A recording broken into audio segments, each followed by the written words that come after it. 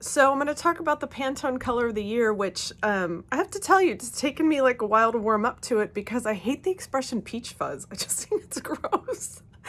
But I will say this for it. It actually is, I just read why they picked it, and they talked about, you know, intimacy and like warmth and closeness with someone and having those feelings.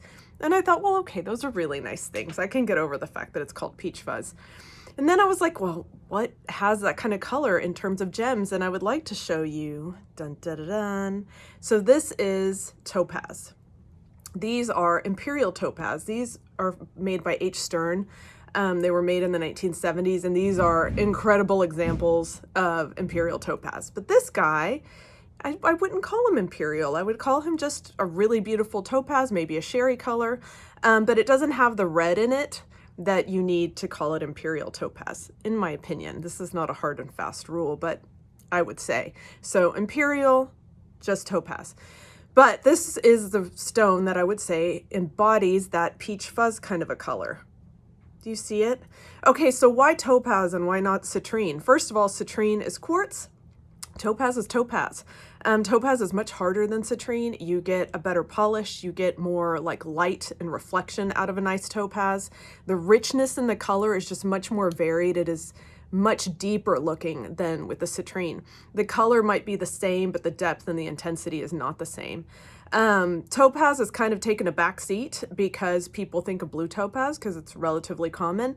Blue topaz is common, and the color is mainly produced in a laboratory because they irradiate or whatever the stone to make it blue. But this stuff is natural, and this stuff is found in Brazil.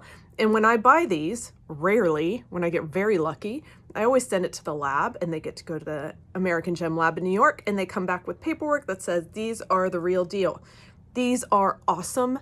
This is the kind of thing like a really beautiful spinel that is becoming more and more investment worthy because there's just not that much of it. And yes, the public doesn't necessarily know what really good topaz should look like, but there's collectors that do know. And they also realize that most of these mines are shut down and not that much stuff is being produced. So when we get our hands on it, we get pretty freaking excited.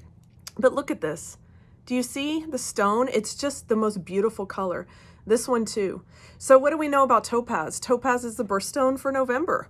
What else do we know? Topaz is very dichroic, which means you usually get 2 shades of color. Good cutter or the faceter of these stones has to be very careful because topaz does not have the highest toughness. What is toughness? Hardness is scratch resistance. Toughness is resistance to breaks. Now, if a stone's been faceted, it's already been through the ringer.